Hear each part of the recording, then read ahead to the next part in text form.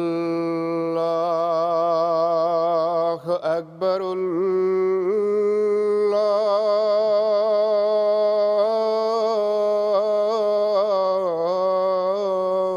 الله أكبر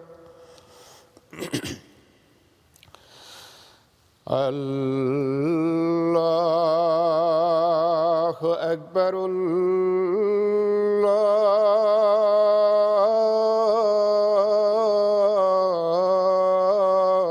الله أكبر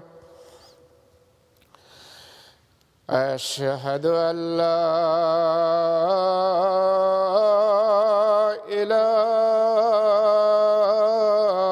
إله إلا الله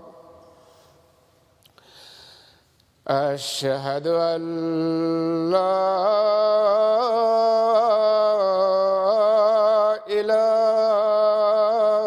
إله إلا الله أشهد أن محمدًا رسول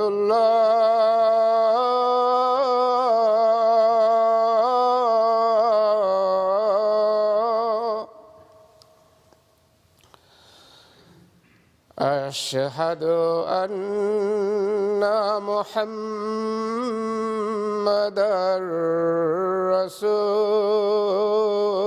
رسول الله حي على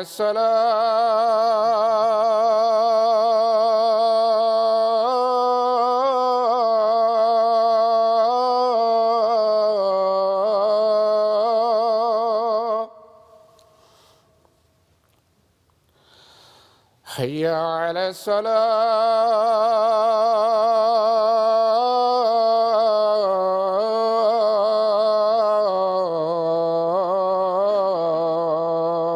الصلاة حي على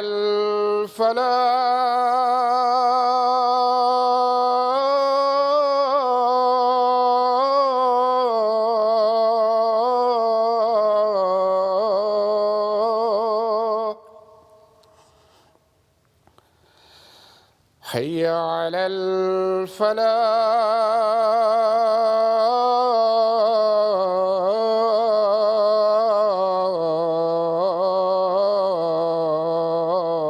الفلاح الله أكبر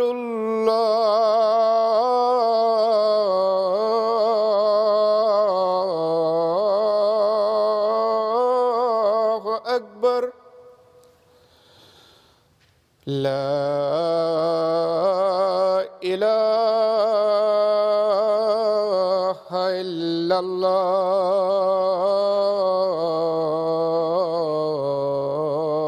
الله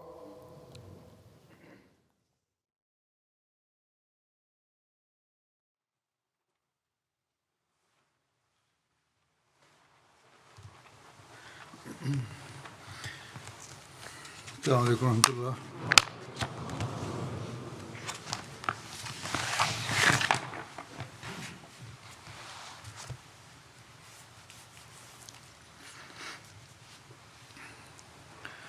أشهد أن لا إله إلا الله وحده لا شريك له وأشهد أن محمدًا عبده ورسوله أما بعد فأعوذ بالله من الشيطان الرجيم بسم الله الرحمن الرحيم الحمد لله رب العالمين الرحمن الرحيم مالك يوم الدين إياك نعبد وإياك نستعين اهدنا الصراط المستقيم صراط الذين أنعمت عليهم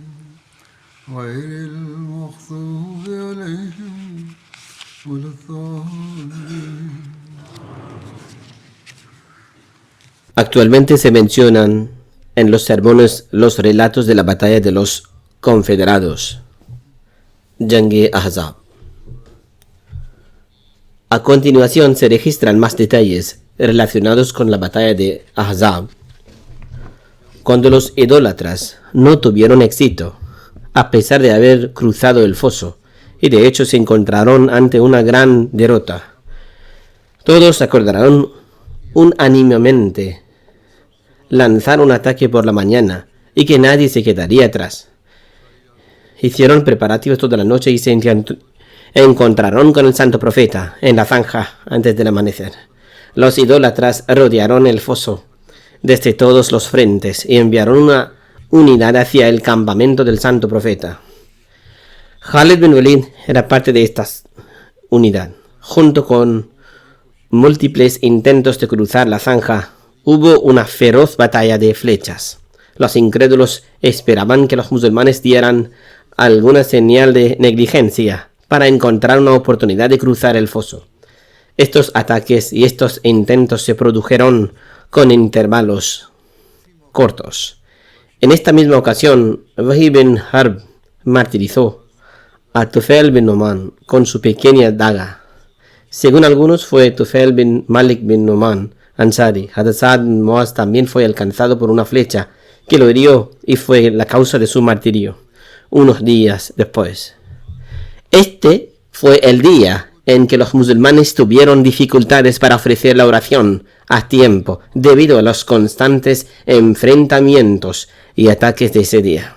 De los incidentes que han sido narrados, parece que los narradores que aparecieron más tarde en el tiempo no pudieron preservar estos incidentes correctamente, y después de un tiempo la narración declaró que ese día los musulmanes junto con el santo profeta no pudieron ofrecer las oraciones de Zohar y Asr hasta que se puso el sol. Este incidente generalmente se narra como que estas oraciones se ofrecieron después de la puesta del sol. Algunos historiadores han exagerado esto hasta tal punto que Allah hizo que el sol que ya se había puesto volviera a salir para que los musulmanes pudieran ofrecer las oraciones del Zohar y del Asr, mientras que en realidad esto no sucedió. No hay duda de que en aquel día fue un día extremadamente difícil. El santo profeta y todos los musulmanes estaban constantemente bajo ataque, pero no era el caso de que todos, particularmente el santo profeta, no pudieran ofrecer ninguna de las oraciones. Sin duda fueron días difíciles, pero no fue el caso que no pudieron ofrecer las oraciones. Ellos ofrecieron las oraciones ese día también. Sin embargo, estas oraciones se ofrecían en un estado de constante temor e inquietud. Parece que en el momento del Asr los ataques se intensificaron hasta tal punto que se hizo difícil ofrecer la oración de Asr y que ésta se ofrecía hacia el final de su tiempo prescrito. En la vida y el carácter del sello de los profetas, Hazrat Bashir Ahmad Sahib radiyallahu ta'ala anhu narró el siguiente incidente de la siguiente manera.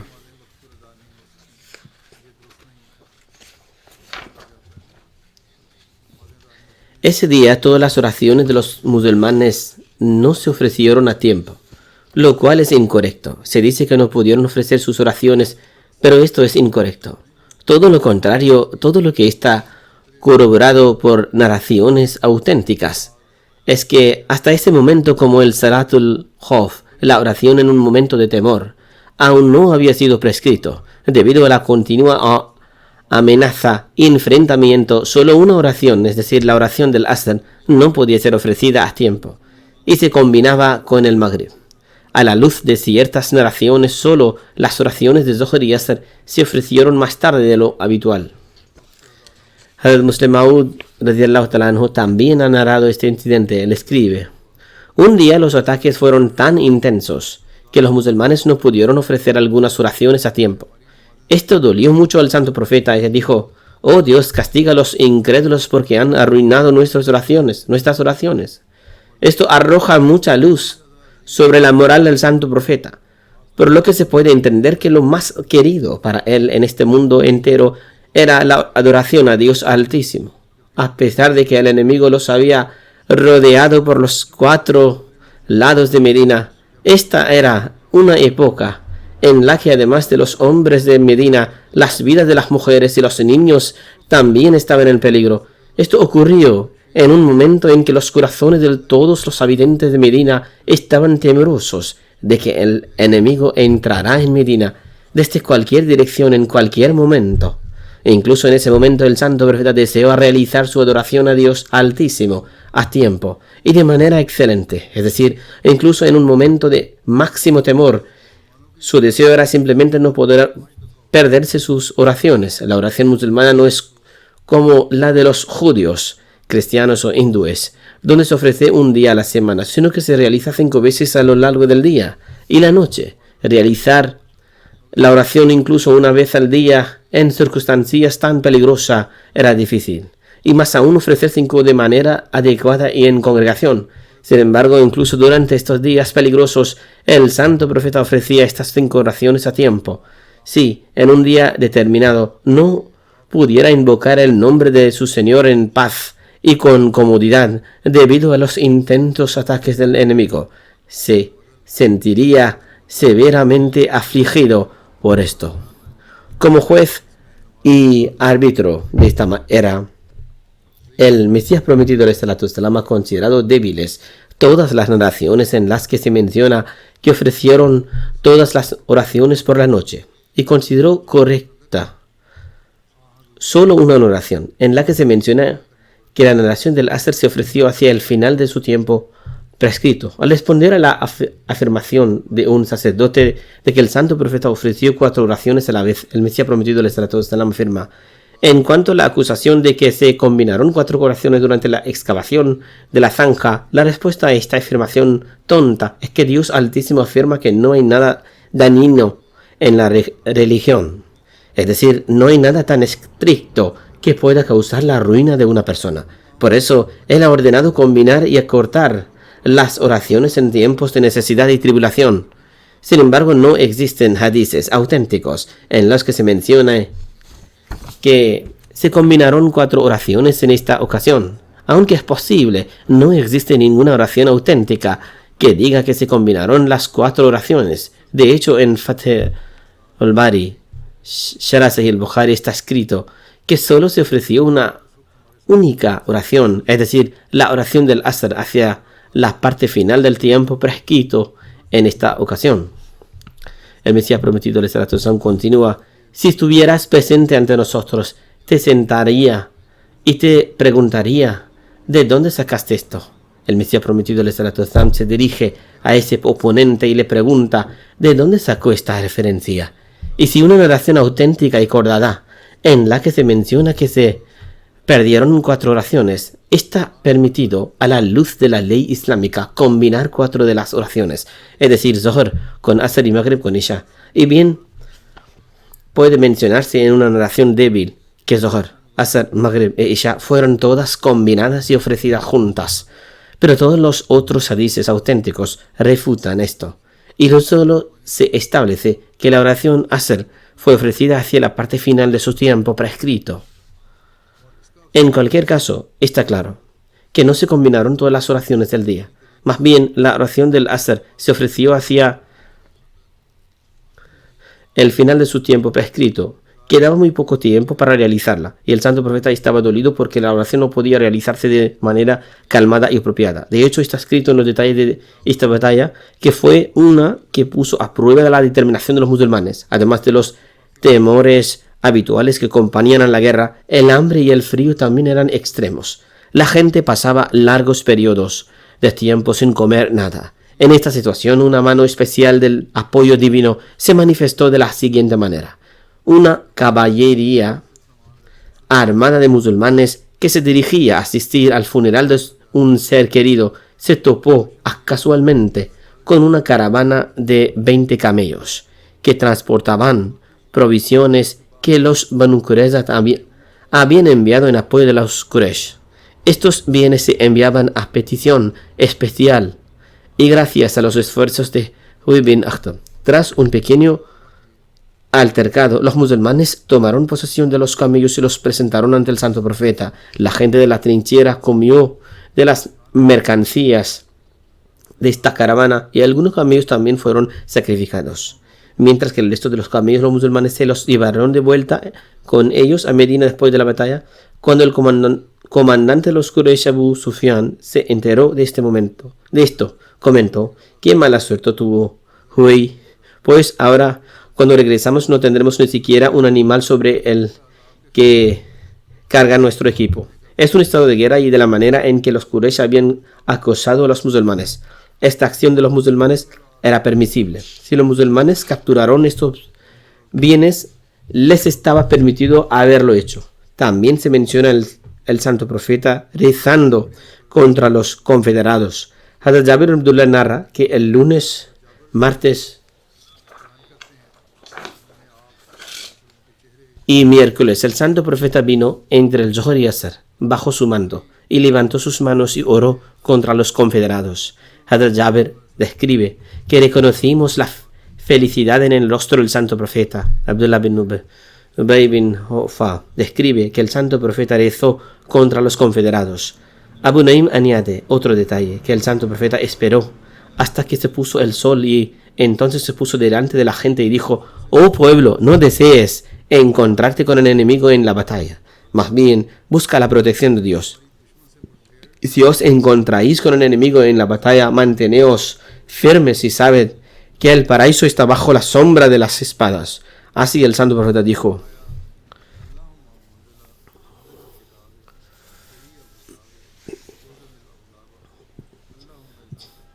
«Oh Dios, que has enviado el libro, tu veloz en el cálculo, destruye las fuerzas contrarias. Oh Dios, destruye las fuerzas contrarias y ayúdanos contra ellas». En otra oración se menciona esta oración de la siguiente manera: «Oh Dios, te lo ruego en nombre de tu promesa y tu juramento. Oh Dios, si tú quisieras, cesaría esta adoración tuya». Hazrat Saad dijo: «Oh mensajero de Allah, la situación se ha vuelto extremadamente grave. ¿Hay alguna palabra que podemos decir o usar para suplicar a traer sus bendiciones?». El santo profeta respondió: «Sí, di». «Oh Allah, cubre nuestras faltas y elimina nuestros miedos». Por su parte, el Muslim Maud radiyallahu ta'ala anhu afirma: «Muchos musulmanes se habían inquietado ante las dificultades a las que tenían que enfrentarse. Acudieron al santo profeta y le dijeron lo crítica que era la situación y lo imposible que parecía salvar Medina. Pidieron al santo profeta que rezara especialmente. También le pidieron que les enseñara una oración especial para esta ocasión. El santo profeta respondió: «No temáis, rezad a Dios para que os proteja de vuestras debilidades, fortalezca vuestros corazones y alivie vuestra ansiedad». El santo profeta rezó con las siguientes palabras: «Y también oro de esta manera». Es decir,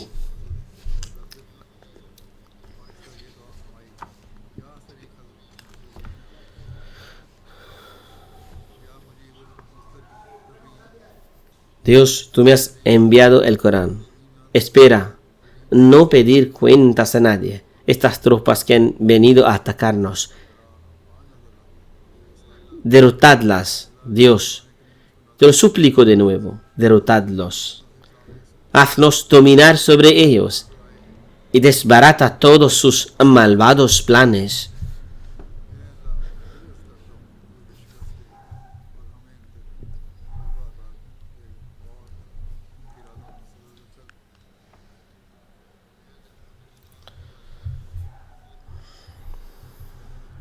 La traducción de la oración es: oh tú que escuchas a aquellos que claman a ti en la miseria.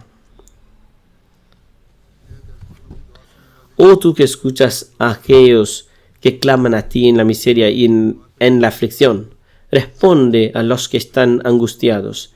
Líbrame de mi dolor, mi ansiedad y mi miedo. Ya sabes en qué condiciones estamos mis compañeros y yo. Está escrito en los libros de historia que la batalla había alcanzado su punto álgido, y que los Quraysh de la Meca y sus tribus aliadas se cansaron del prolongado asedio y tenían prisa por asestar un golpe final y eliminar a los musulmanes lo antes posible.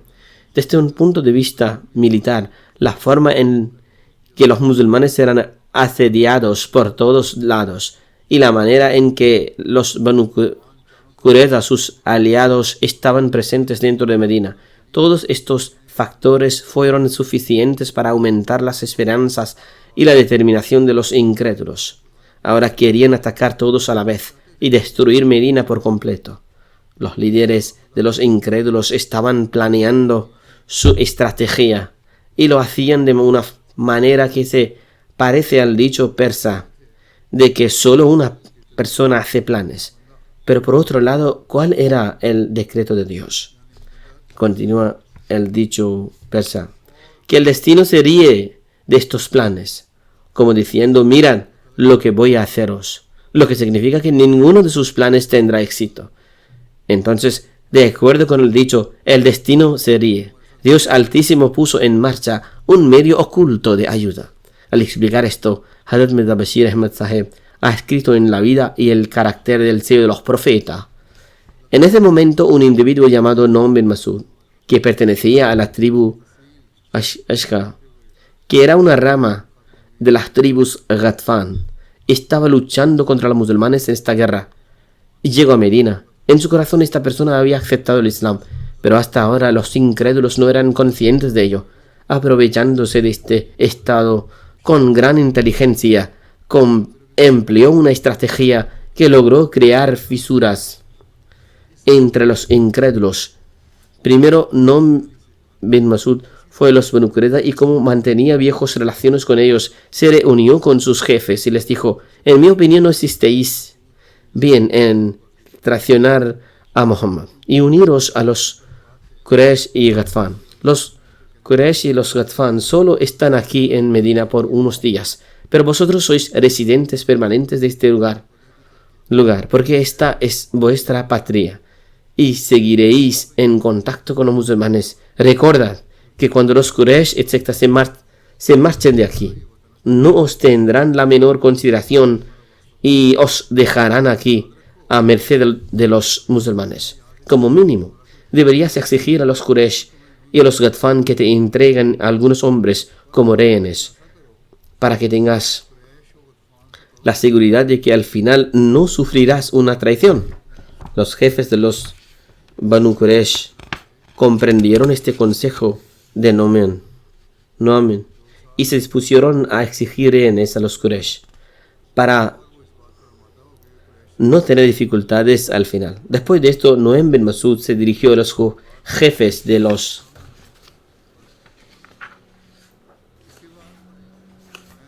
Quraysh y les dijo: los Banu Qurayza temen que después de vuestra partida se enfrentan dificultades por vuestra causa, por lo tanto están empezando a dudar de esta alianza y tienen la intención de exigir algunos rehenes como garantía.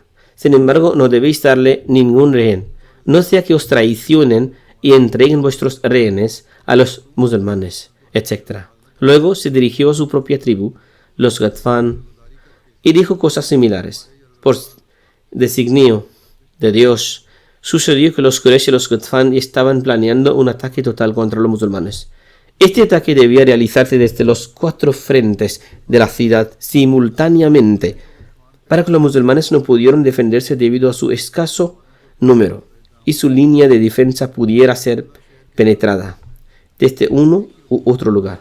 Con esta intención enviaron un mensaje a los Banu Qurayza diciendo: el asedio se está prolongando demasiado y la gente se está cansando. Con esta intención enviaron un mensaje a los Banu Qurayza diciendo: el enfrentamiento se está prolongando demasiado y la gente se está cansando. Los Banu Qurayza, que ya había hablado con Nuaym, respondieron: mañana es nuestro sábado y por tanto no podemos participar en el día siguiente. Y de cualquier modo, hasta que nos estrategéis.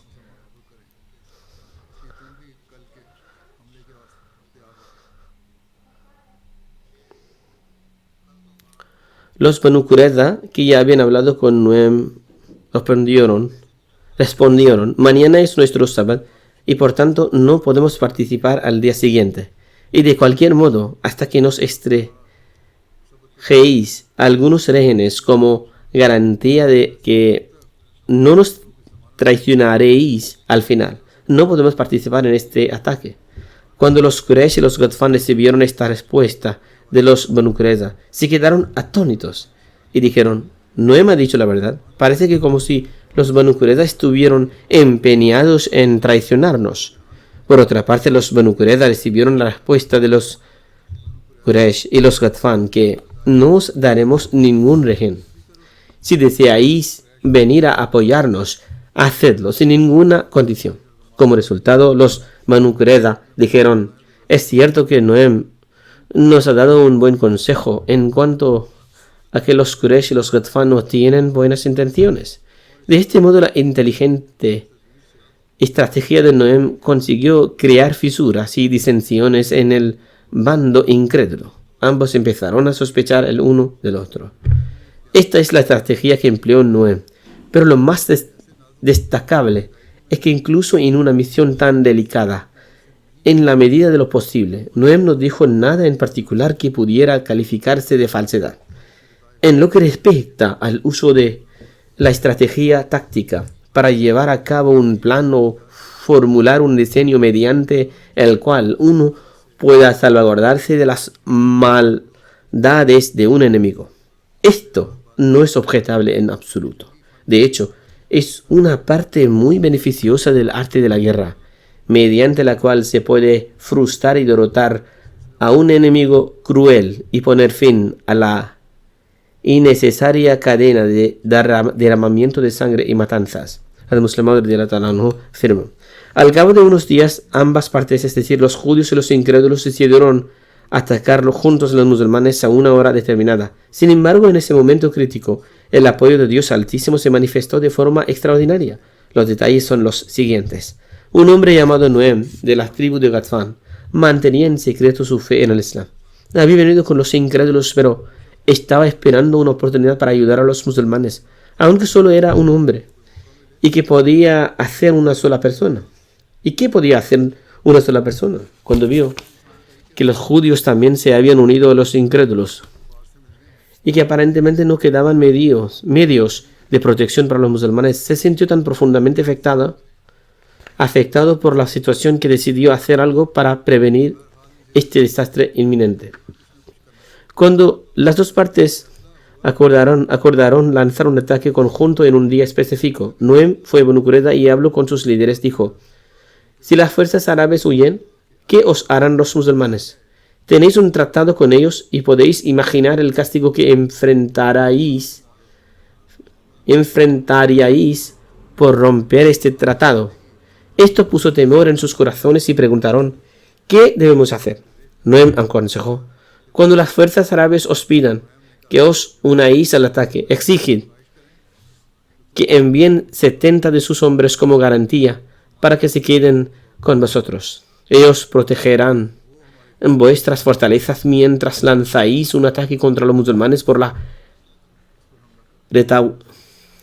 retaguardia. Después de esto, Nuaym fue a ver los líderes de los incrédulos y les dijo: estos judíos son residentes de Medina. ¿Qué haréis si en el momento crítico os traicionan? ¿Qué pasa si para ganar el favor de los musulmanes y para que se les perdone su crimen, os piden rehenes y luego los entregan a los musulmanes? Debéis probar su lealtad invitándolos a unirse a la batalla de inmediato. Los líderes de los incrédulos encontraron sensato este consejo y el día siguiente enviaron un mensaje a los judíos diciendo que estaban listos para un ataque conjunto y que también ellos debían prepararse para atacar con sus fuerzas al día siguiente. Sin embargo, Banu Qurayza respondió: en primer lugar, mañana es sábado y no luchamos en sábado, y por lo que no podemos participar en la batalla ese día. En segundo lugar, somos residentes de Medina, mientras que vosotros sois forasteros. Si abandonáis la batalla y os marcháis, ¿qué será de nosotros? Por tanto, dadnos 70 de vuestros hombres como rehenes, y solo entonces nos uniremos a la lucha. Como los incrédulos tenían sospechas, rechazaron esta exigencia y dijeron: si vuestra alianza con nosotros es auténtica, entonces tal petición no tiene sentido. Este intercambio sembró dudas en los corazones de los judíos, así como los incrédulos. Como es la norma, una vez que las dudas se arraigan en el corazón, el espíritu de valentía comienza a desvanecerse. Luego el decreto de Dios Altísimo se manifestó de la otra manera.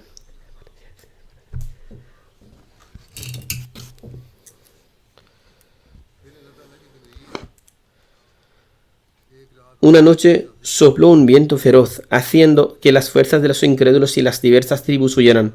Está escrito en detalle por Ibn Ishaq, quien informó que Dios Altísimo envió un viento violento en una noche muy fría que volcó las ollas de cocina de los incrédulos y esparció sus pertenencias. Baladuri también escribió que Dios Altísimo ayudó a los musulmanes contra los incrédulos a través de una tormenta de viento. Fue un viento amarillo que llenó sus ojos de polvo, los debilitó y los hizo cobardes. Los politeístas se retiraron y regresaron a sus acampamentos. Mientras el viento continuaba soplando en contra de ellos, los ángeles cubrieron sus ojos con arena y los hicieron retroceder.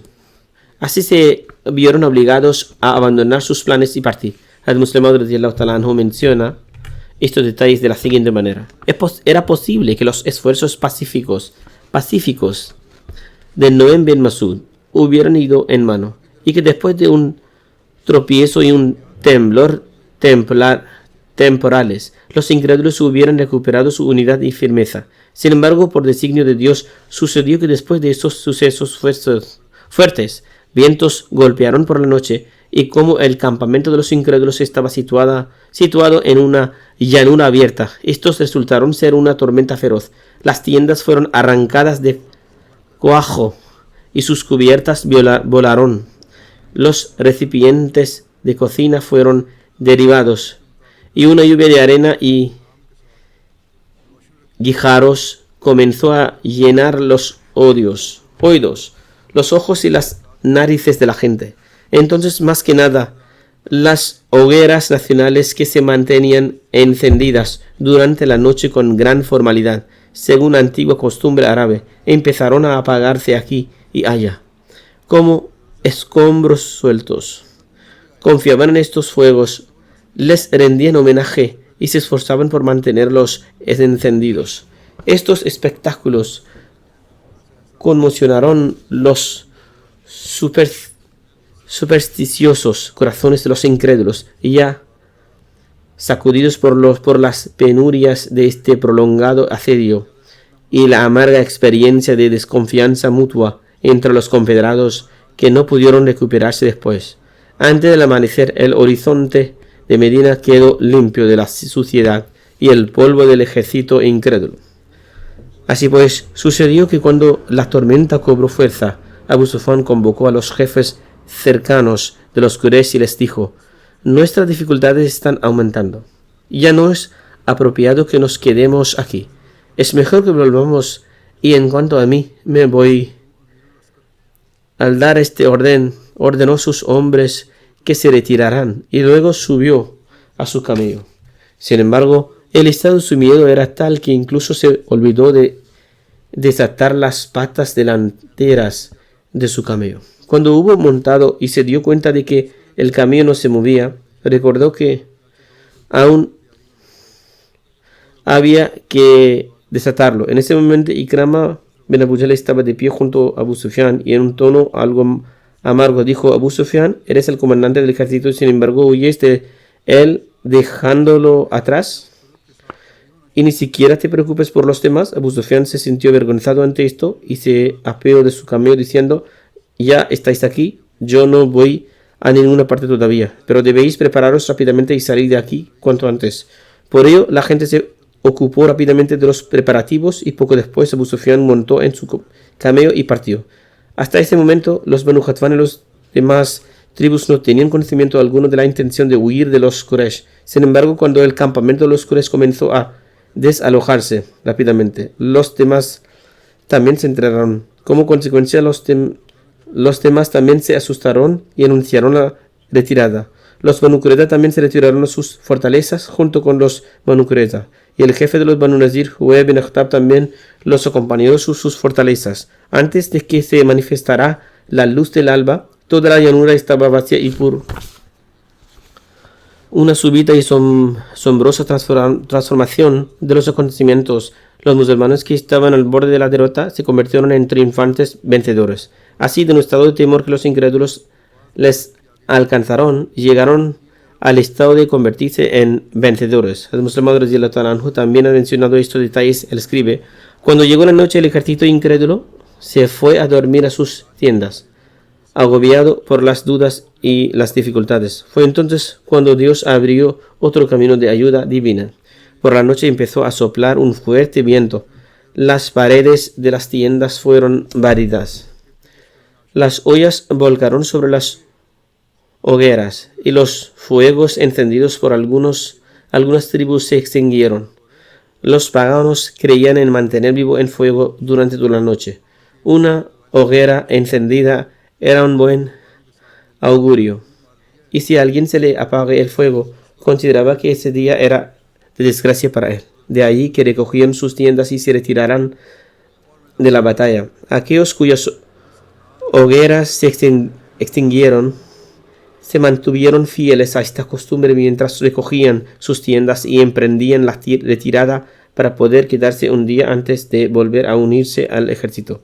Sin embargo, debido a las disputas que habían tenido lugar durante el día, las dudas empezaron a invadir los corazones de los líderes de los incrédulos. Las tribus que rodeaban a las otras tribus que se habían retirado tenían la impresión de que tal vez los judíos habían unido sus fuerzas a las de los musulmanes y habían realizado un ataque nocturno, razón por la cual las tribus que las rodeaban huyen. De ahí que también empezaron a recoger frenéticamente sus campamentos y comenzaron a huir del campo de batalla. Abu Sufyan estaba descansando cómodamente en su tienda cuando se enteró del incidente. Se levantó y preocupado montó en su camello aún atado y empezó a espolearlo para que se moviera. Finalmente sus amigos le llamaron la atención sobre esta tontería suya, ante lo cual desató el camello y huyó del campo de batalla junto con sus amigos. Cuando este se convirtió en el estado de los incrédulos, el santo profeta envió a Hudayfa bin Yaman para hacer un balance y reunir información sobre ellos. Los detalles de esto están escritos en la vida y el carácter del sello de los profetas como sigue. Esta misma noche, cuando los incrédulos huyen del campo de batalla por su propio piel, el santo profeta se dirigió a los compañeros que le rodeaban y les dijo: ¿hay alguien entre vosotros que esté de acuerdo en ir a averiguar el estado del ejército incrédulo en este momento? Sin embargo, los compañeros relataban que en aquel momento el frío era tan extremo y luego el miedo y el hambre y el agotamiento eran tan grandes que ninguno pudo encontrar dentro de sí mismo la respuesta o hacer un movimiento. Finalmente el santo profeta pronunció el nombre del propio Hudayfa bin Yaman, tras lo cual este se levantó temblando de frío y se presentó ante el santo profeta con extremo afecto. El santo profeta le acarició la cabeza y suplicó en su favor y dijo: no temáis y ten por seguro que Si Dios quiere, ningún mal te sobrevendrá. Deslízate silenciosamente en el campo de los incrédulos si no crees revuelo ni te rebeles. Josefa relata que cuando me puse en marcha me di cuenta de que no tenía ni rastro de frío en el cuerpo. Había estado tritando debido al frío, pero luego dice que no pudo sentir ni rastro del frío. De hecho, me sentí como si estuviera pasando por una habitación caliente. La ansiedad me abandonó por completo. La noche era negra, como el carbón, y yo, sin miedo y en silencio, penetré en el campamento enemigo. En ese momento encontré a Abu Sufyan de pie sobre un fuego para calentarse. Al verlo, apunté inmediatamente con mi arco e iba a disparar, pero entonces recordé la admiración del santo profeta y me contuve de disparar mi flecha. Si hubiera disparado mi flecha, Abu Sufyan estaba tan cerca que seguramente no habría podido escapar. En ese momento Abu Sufyan estaba instando a sus hombres a prepararse para la marcha de regreso, y entonces subió a su camello ante mis ojos. Debido a su ansiedad olvidó desatar las patas delanteras de su camello. Después de esto no volví. Cuando llegué a mi campamento, el santo profeta estaba ocupando en el salat. Esperé hasta que el santo profeta hubo terminado y entonces presenté mi informe de toda la situación. El santo profeta agradeció a Dios y dijo: esto no es el resultado de nuestro propio esfuerzo o fuerza, más bien se debe completamente a la gracia de Dios, quien ha puesto en fuga a los confederados con su aliento. Después de esto, la noticia de la retirada de los incrédulos se extendió inmediatamente por todo el campo musulmán. Este incidente también ha sido mencionado por Hazrat Muslim Maud. Él escribe: habían pasado todos los tercios de la noche. El campo en el habían acampado unos 25.000 soldados. Quedó yerno, como una jungla. En ese momento Dios Altísimo informó al santo profeta a través de la revelación que había hecho huir al enemigo.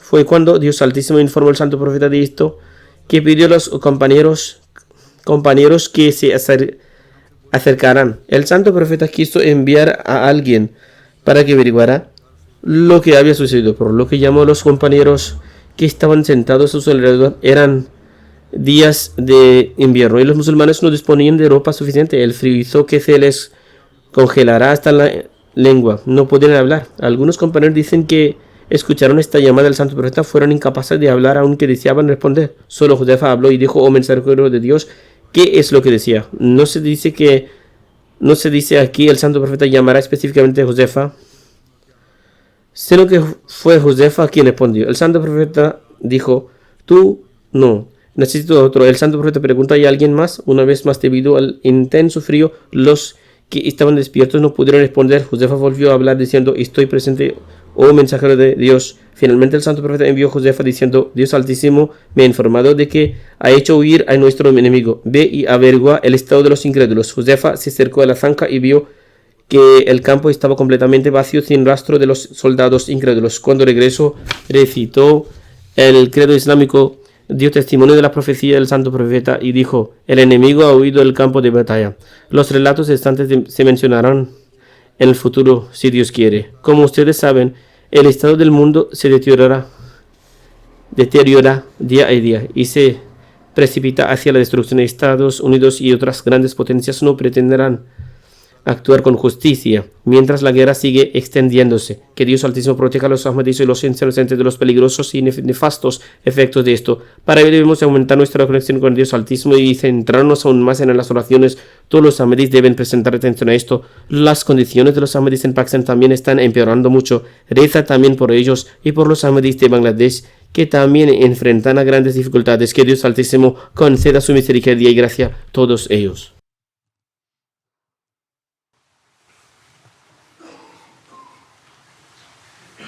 Alhamdulillah,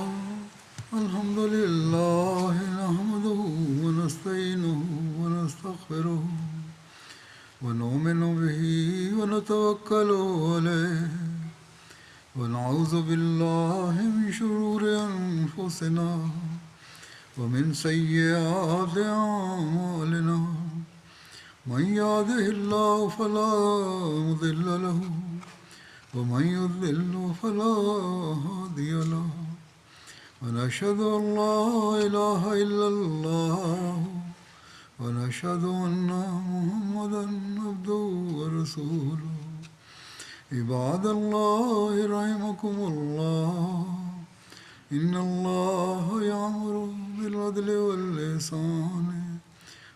وإيتاء ذي القربى وينهى عن الفحشاء والمنكر والبغي يعظكم لعلكم تذكرون اذكروا الله يذكركم وادعوه يستجب لكم ولذكر الله أكبر